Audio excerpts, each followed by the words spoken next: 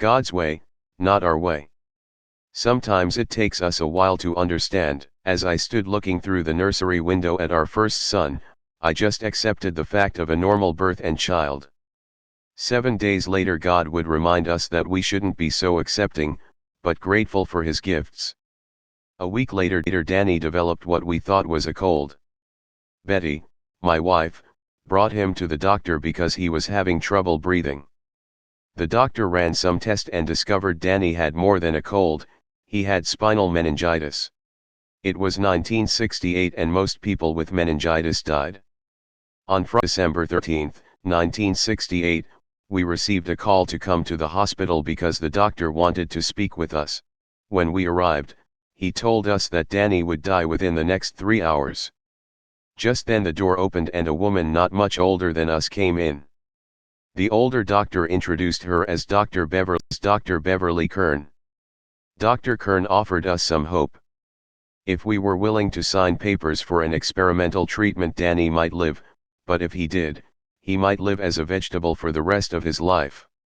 The new antibiotic she would use might cause brain damage because of the high dosage. We signed the papers.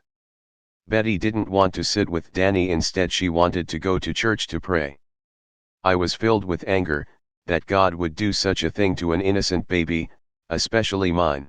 We began a trip on an emotional roller coaster that would last for 3 weeks. Danny's condition would improve, and then deteriorate, and then would improve again. One night while lying in bed I said to Betty, I wish God would make up his mind because I can't take this emotional roller coaster anymore. God heard that prayer and knew I had come to accept his way as the only way. Danny was released from the hospital in January 1969 and seemed fine, but again none of the doctors thought he would graduate from college with a double major as he did in 1992. The lessons we learned: God does everything for a purpose. Our family was changed for the better because we knew with God's help we could live through any trials that would confront us in the years to come.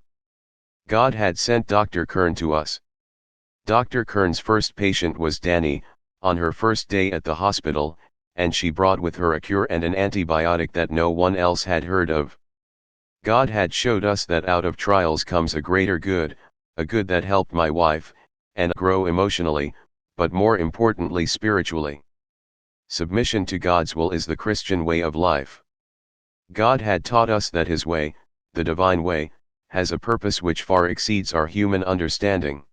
If you say, "Oh, that was just a coincidence," I might remind you of a quote about coincidence by Albert Einstein. Coincidence is God's way of remaining anonymous.